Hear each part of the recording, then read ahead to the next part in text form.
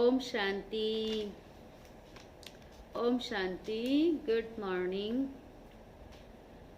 दिन रात जो सेवा में गुजारे शिव बाबा को लगते हैं प्यारे। ऐसे भी कल के अव्यक्त बाप दादा के अव्यक्त महावाक्य हम सभी को याद होंगे। बाप दादा ने कल विशेष सच्चे सेवाधारियों की निशानी सुनाई।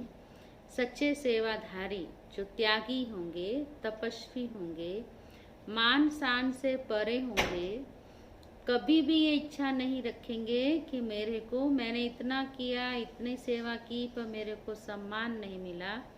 बाबा ने बहुत सुंदर बात कही कि एक जन्म में मान सम्मान चाहिए या 2500 वर्ष चाहिए। तो 2500 वर्ष में तो एक जन्म क्या नहीं लेंगे ना। प्राप्ति जहाँ ज्यादा है वो ज्यादा लेंगे ना। तो इसलिए बाबा ने बहुत सुंदर कल कहा कि अच्छा है आपका कोई नाम नहीं ले रहा है। गुप्त सेवाधारी छिपे नहीं रह सकते। हीरे की चमक जो रियल चमक है उसकी वैल्यू विशेष होती है और वो बाबा के पास है। बाबा जानता है सच्चा सेवाधारी कौन है, सच्ची हीरा कौन है। बाबा उसका रिटर्न देता है। हम जमा करते हैं, बाबा उसको हमको भरपूर होकर के देता है।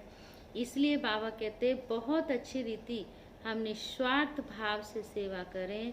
कोई हमको सम्मान दे या ना दे, लेकिन बाबा हमको दे रहा है और बाबा को बंधा हुआ है हमको रिटर्न देने के लिए।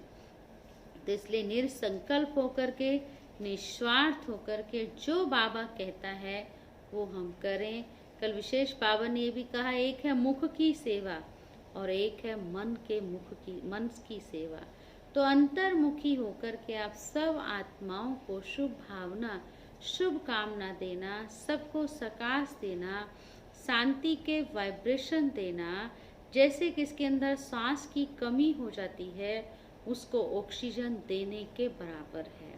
तो बहुत बड़ी बात बाप दादा ने कहा कि आपके जो शांति के वाइब्रेशन उस आत्मा को जाएंगे वो ऑक्सीजन का काम करेगा।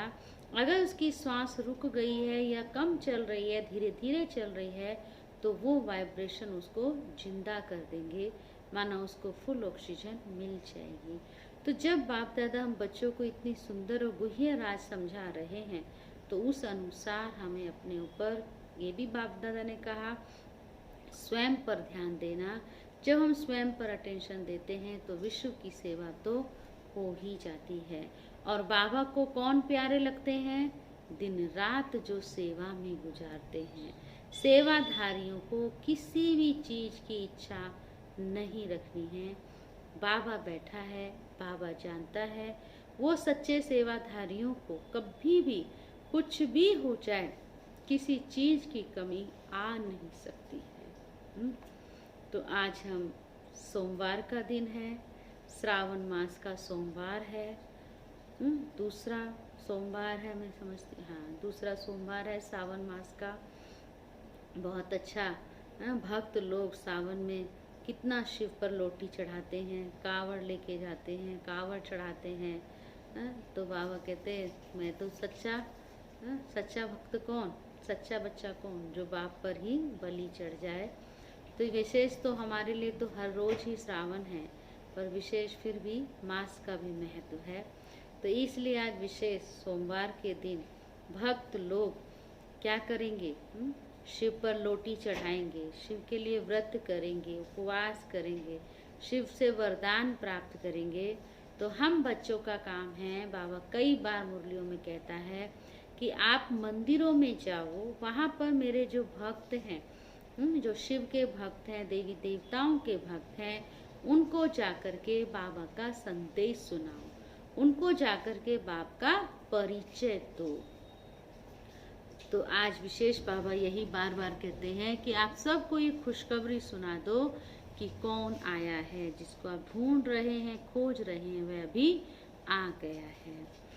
तो आज 13 जुलाई 2020 के महावाक्य, मीठे बच्चे सभी को ये खुशखबरी सुनाओ कि अब फिर से विश्व में शांति स्थापन हो रही है। बाप आए हैं एक आदि सनातन देवी देवता धर्म स्थापन करने। प्रश्न है, तुम बच्चों को बार बार याद में रहने का इशारा क्यों दिया जाता है? रोज बाबा कहता है अपने को आत्मा समझ, बाप को याद करो, मुख्य मेहनत ही है याद की। तो क्यों बाबा याद के लिए इशारा देता है? तो उत्तर है क्योंकि एवर हेल्दी और सदा पावन बनने के लिए है ही एक बाप की याद। इसलिए जब भी टाइम मिले याद में रहो। सवेरे सवेरे स्नान आदि कर फिर एकांत में चक्र लगाओ या बैठ जाओ। यहाँ तो कमाई ही कमाई है। कहाँ? मधुबन में। याद से ही विश्व के मालिक बन जाएंगे। ओम शांति। मीठे बच्चे जानते हैं कि इस समय सभी विश्व में शांति चाहते हैं। यह आवाज सुनते रहते हैं कि विश्व में शांति कैसे हो, परंतु विश्व में शांति कब थी जो फिर अब चाहते हैं, ये कोई नहीं जानते। तुम बच्चे ही जानते हो कि विश्व में शांति थी जब इन लक्ष्मी नारायण का राज्य था। अभी तक भी लक्ष्मी नारायण के मंदिर बनाते रहते हैं। तुम कोई को भी ये बता सकते हो कि विश्व में शांति 5000 वर्ष पहले थी, अब फिर से स्थापन हो रही है। कौन स्थापन करते हैं यह भी कोई मनुष्य नहीं जानते। तुम बच्चों को बाप ने समझाया है। तुम किसको भी समझा सकते हो, तुम लिख सकते हो, परंतु अभी तक कोई को हिम्मत नहीं है जो किसको लिखे। बाबा कहते तुम लिखो, सेवा करो, लेकिन अभी ऐसे हिम्मत वाले बच्चे नहीं हैं। और बाबा 2 दिन से कह रहा है कि हिम्मत दे बच्चे, मदद दे बाप। आप एक कदम हिम्मत का बढ़ाओ, बाबा 1000 गुना आपको मदद करेगा। तो बाबा ने सेवा में भी अगर हम हिम्मत करके आगे निकलते हैं तो बाबा हम बच्चों को मदद करता है। तुम बच्चे ही जानते हो कि विश्व में शांति थी जब लक्ष्मी नारायण का राज्य था। अभी तक भी लक्ष्मी नारायण के मंदिर बनाते रहते हैं। तुम कोई को भी ये बता सकते हो कि विश्व में शांति 5000 वर्ष पहले थी, अब फिर से स्थापन हो रही है। कौन स्थापन करते हैं यह भी कोई मनुष्य नहीं जानते। तुम बच्चों को बाप ने समझाया है। तुम किसको भी समझा सकते हो, तुम लिख सकते हो, परंतु अभी तक कोई को हिम्मत नहीं है जो किसको लिखे। अखबार में आवाज सुनते तो हैं, सब कहते हैं विश्व में शांति हो। लड़ाई आदि होगी तो मनुष्य विश्व में शांति के लिए यज्ञ रचेंगे। कौन सा यज्ञ? रुद्र यज्ञ रचेंगे। अभी बच्चे जानते हैं इस समय बाप जिसको रुद्र शिव भी कहा जाता है, उसने ज्ञान यज्ञ रचा है। विश्व में शांति अब स्थापन हो रही है। सतयुग नई दुनिया में जहाँ शांति थी तो जरूर राज्य करने वाले भी होंगे।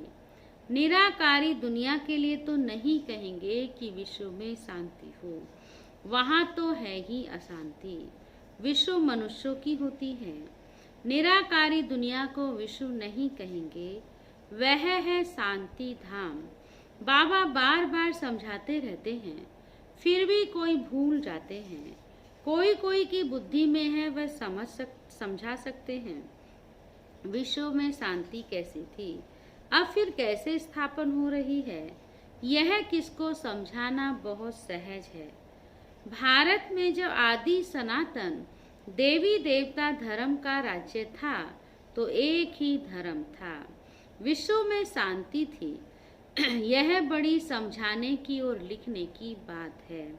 बड़े बड़े मंदिर बनाने वालों को भी तुम लिख सकते हो कि विश्व में शांति आज से 5000 वर्ष पहले थी, जब इनका राज्य था। किनका? श्री लक्ष्मी श्री नारायण का, जिनके ही तुम मंदिर बनाते हो। बाबा कहते सब समझ जाएंगे। जब समझ जाएंगे तो इनको बहुत खुशी होगी। तुम ये खुशखबरी सुना सकते हो, छपा भी सकते हो ब्यूटीफुल बोर्ड पर। सेवा की बाबा तरीके बता रहे हैं। विश्व में शांति आज से 5000 वर्ष पहले थी। ये बातें सिमरण करने से भी तुम बच्चों को भी खुशी होगी और तुम जिनको सुनाओगे उन्हें भी खुशी होगी। तुम बच्चे जानते हो बाप को याद करने से ही हम विश्व के मालिक बनने वाले हैं। सारा मदार तुम बच्चों के पुरुषार्थ पर है। बाबा ने समझाया है, जो भी टाइम मिले बाबा की याद में रहो। सवेरे में स्नान कर फिर एकांत में चक्र लगाओ या बैठ जाओ। यहाँ तो कमाई ही कमाई करनी है। एवर हेल्थी और सदा पावन बनने के लिए ही है याद। यहाँ भल सन्यासी पवित्र हैं तो भी बीमार तो जरूर होते हैं, क्योंकि शरीर तो तमो प्रधान ही है ना। यह है ही रोगी दुनिया, वह है निरोगी दुनिया। यह भी बाबा कहते तुम बच्चे जानते हो। दुनिया में किसको क्या पता कि स्वर्ग में सब निरोगी होते हैं। स्वर्ग किसको कहा जाता है यह भी कोई को पता नहीं है। बाबा कहते तुम अभी जानते हो। बाबा कहते कोई भी मिले तुम समझा सकते हो। समझो कोई राजा रानी अपने को कहलाते हैं। अब राजा रानी तो कोई है नहीं। बोलो तुम अभी राजा रानी तो हो नहीं, तो यह भी बुद्धि से भी निकालना पड़े। महाराजा महारानी श्री लक्ष्मी श्री नारायण की राजधानी तो अब स्थापन हो रही है, तो जरूर यहाँ कोई भी राजा रानी नहीं होने चाहिए। हम राजा रानी हैं यह भी भूल जाओ। ऑर्डिनरी मनुष्यों के माफिक चलो। इन्हों के पास भी पैसे सोना आदि रहता तो है ना। अभी कायदे पास हो रहे हैं, ये सब ले लेंगे, फिर कॉमन मनुष्यों के माफिक हो जाएंगे। तो यह भी युक्तियां रच रहे हैं। गायन भी है ना, किसकी दबी रही धूल में किसकी राजा खाए। अब राजा कोई की खाते नहीं हैं, राजाएं तो है नहीं, प्रजा ही प्रजा का खा रही है। आजकल का राज्य बड़ा वंडरफुल है। जब बिल्कुल राजाओं का नाम निकल जाता है तो फिर राजधानी स्थापन होती है। बाबा कहते अभी तुम बच्चे जानते हो हम वहां जा रहे हैं जहां विश्व में शांति होती है ही सुख धाम सतो प्रधान दुनिया। हम वहां जाने के लिए पुरुषार्थ कर रहे हैं। बच्चियां भवके से बैठकर समझाएं, बाहर का सिर्फ आर्टिफिशियल भवका नहीं चाहिए, दिल से अंदर से बाबा कहते सेवा करें। आजकल तो आर्टिफिशियल भी बहुत निकल गए हैं, रियल बनना है। कल भी बाबा ने कहा ना, आर्टिफिशियल हीरे ऐसे बना दिए हैं जो लगते हैं रियल हीरे हैं। इतनी उनकी चमक होती है लेकिन वैल्यू उनकी नहीं होती है। और रियल हीरे की, रियल गोल्ड की अनमोल है, वैल्यू है। यहाँ तो पक्के ब्रह्मा कुमार कुमारियां चाहिए। बाबा कहते तुम ब्राह्मण ब्रह्मा बाप के साथ विश्व में शांति की स्थापना का कार्य कर रहे हो। ऐसे शांति स्थापन करने वाले बच्चे बहुत शांतचित्त और बहुत मीठे चाहिए, क्योंकि जानते हैं हम निमित्त बने हैं विश्व में शांति स्थापन करने। तो पहले हमारे में बहुत शांति चाहिए। बातचीत भी बहुत आहिस्ते आहिस्ते बड़ी रॉयल्टी से करनी है। तुम बिल्कुल गुप्त हो, तुम्हारी बुद्धि में अविनाशी ज्ञान रत्नों का खजाना भरा हुआ है। बाप के तुम वारिस हो ना, जितना बाप के पास खजाना है तुमको भी पूरा भरना चाहिए।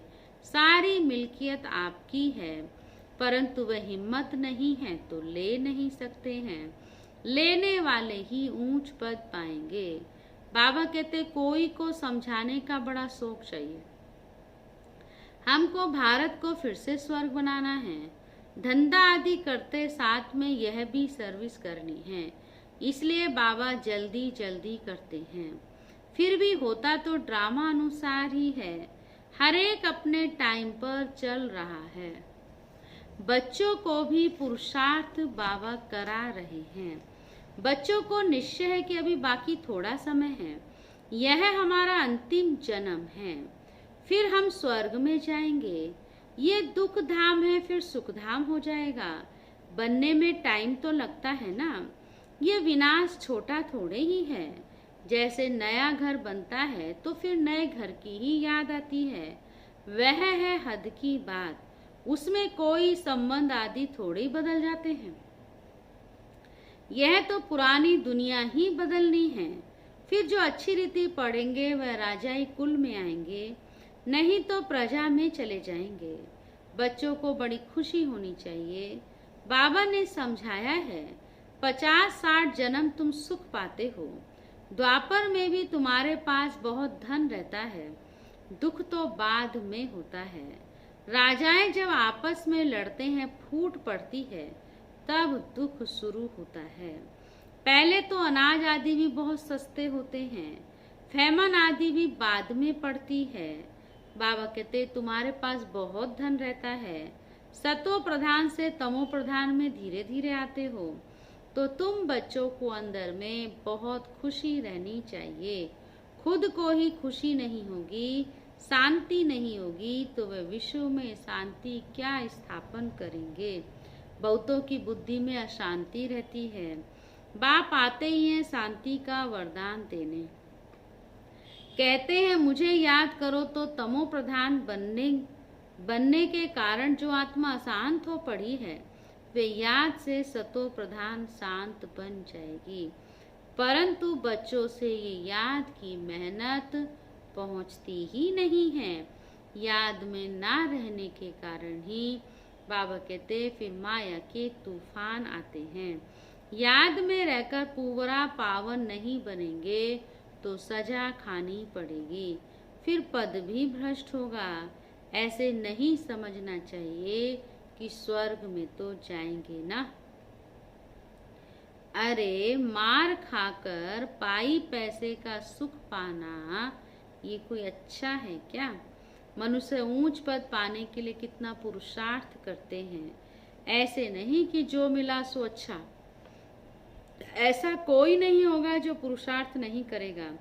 भीख मांगने वाले फकीर लोग भी अपने पास पैसे इकट्ठे करते हैं। पैसे के तो सभी भूखे होते हैं। सच्ची पैसे से हर बात का सुख होता है। तो तुम बच्चे जानते हो हम बाबा से अथाह धन लेते हैं। पुरुषार्थ कम करेंगे तो बाबा कहते धन भी कम मिलेगा। बाप धन देते हैं ना, कहते भी हैं धन है तो अमेरिका आदि चक्कर लगाओ। बाबा कहते तुम जितना बाप को याद करेंगे और सर्विस करेंगे उतना सुख पाएंगे। बाप हर बात में पुरुषार्थ कराते हैं, ऊंच बनाते हैं। समझते हैं बच्चे नाम वाला करेंगे हमारे कुल का। तुम बच्चों को भी ईश्वरीय कुल का बाप का नाम वाला करना है। ये सत्य बाप, सत्य टीचर, सत्य गुरु ठहरा। ऊंचते ऊंच बाप, ऊंचते ऊंच सच्चा सतगुरु भी ठहरा। यह भी समझाया है कि गुरु एक ही होता है, दूसरा ना कोई। सर्व का सदगति दाता कौन है? एक ही है। यह भी तुम बच्चे जानते हो। अभी तुम पारस बुद्धि बन रहे हो। पारसपुरी के पारसनाथ राजा रानी बनते हो। कितनी सहज बात है। भारत गोल्डन एज था, विश्व में शांति कैसे थी, यह भी तुम इस लक्ष्मी नारायण के चित्र पर समझा सकते हो। हेवन में शांति थी, अभी क्या है? हेल है, माना नर्क है। बाबा कहते इनमें अभी अशांति है। हेवन में अर्थात सत्युग में लक्ष्मी नारायण रहते हैं ना। कृष्ण को लॉर्ड कृष्णा भी कहते हैं, कृष्ण भगवान भी कहते हैं। अब लॉर्ड तो बहुत हैं, जिसके पास बहुत लैंड माना जमीन होती है, जिसके पास जास्ती जमीन होती है उसको भी लैंड लॉर्ड कहते हैं, जमींदार कहते हैं, उनको भी कहते हैं लैंड लॉर्ड। कृष्ण तो विश्व का प्रिंस था, जिस विश्व में शांति थी। यह भी किसको पता नहीं कि राधे कृष्ण ही लक्ष्मी नारायण बनते हैं।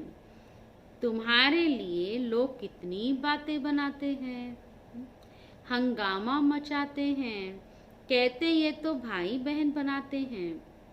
समझाया जाता है प्रजापिता ब्रह्मा के मुख वंशावली ब्राह्मण, जिसके लिए ही गाते हैं ब्राह्मण देवी देवताए नमः।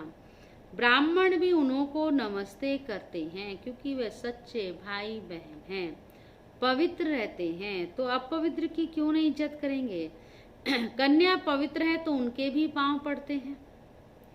बाहर का विजिटर आएगा वह भी कन्या को नमन करेगा। इस समय कन्या का इतना मान क्यों हुआ है? जानते हैं?